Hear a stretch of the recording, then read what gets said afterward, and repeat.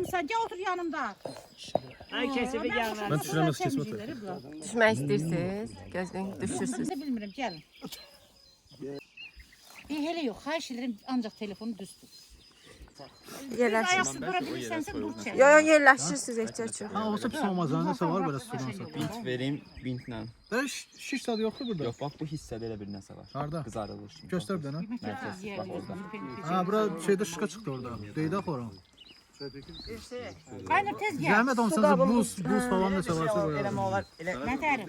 hazır qab qaşı, qazan tava qaşı gətirib. Tava karşı geldi özümüz koyuyoruz. Ne kadar istiyoruz. Olmaz. Çok iyi biraz. Ama iki yere getir. Da iki yere mümkün iki yere böyle. Getir. Polis karıştı. Verim o ayakkabını giymişsen. Evet. Ne olur apakıl duraya kadar dedim eziyet çeksin. Duraya kadar çek. Tabaktan çek, böğürden çek, o yüzden çek. Ha bu adam çay için ben içerim. Üçüncü de ben içerim. Keçi belə olmaz. Yoxsa şey yox. Nerede öyle?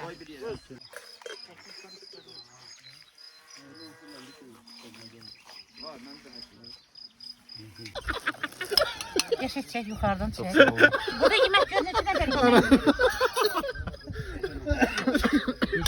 Estetikliyi pozursuz. Ay ya harbice çekeri yemek yeri. You sure? Because I really follow you. Dabapka sonra vereceğim. Uşaklar her boşkabın kabağını çeksin. Nədə boş qaba heç yox. Ben isteden ha.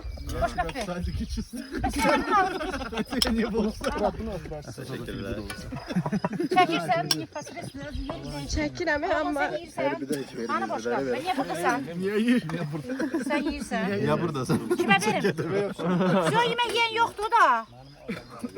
Yemek yiyen yoktu da. Dabapka. Uşaklar yemek çoktu. Так, хлеб есть. Если что-то vereyim çay. Aynı sen hani boşkabın.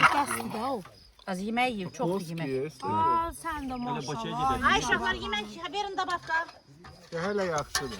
Özür dileriz. Ben yiyirim da şeyleri. Qınağı olur ya ondan. Ay, elə qoy. Ne yemişsən? Take away yox diye. Kara çörek isteyen var, kara çörek de var. Ay uşaklar. Ben kara yiyeceğim. Özür dilersiniz. Kara isteyen tutsun. Arada Ayten hadasın. Ayten arada bu Calalızadı'da çek. Görsünler bize bu yemeği veren kim. Sağ ol. Sağ ol. Ödədi şeyləri kimdə var, sonra nə bilim. Nəsə demək istəyirsiniz? Can sağlığı, nuş olsun. Əsas odur Nüşabə xanım sizlə. Gəlin siz də yiyin.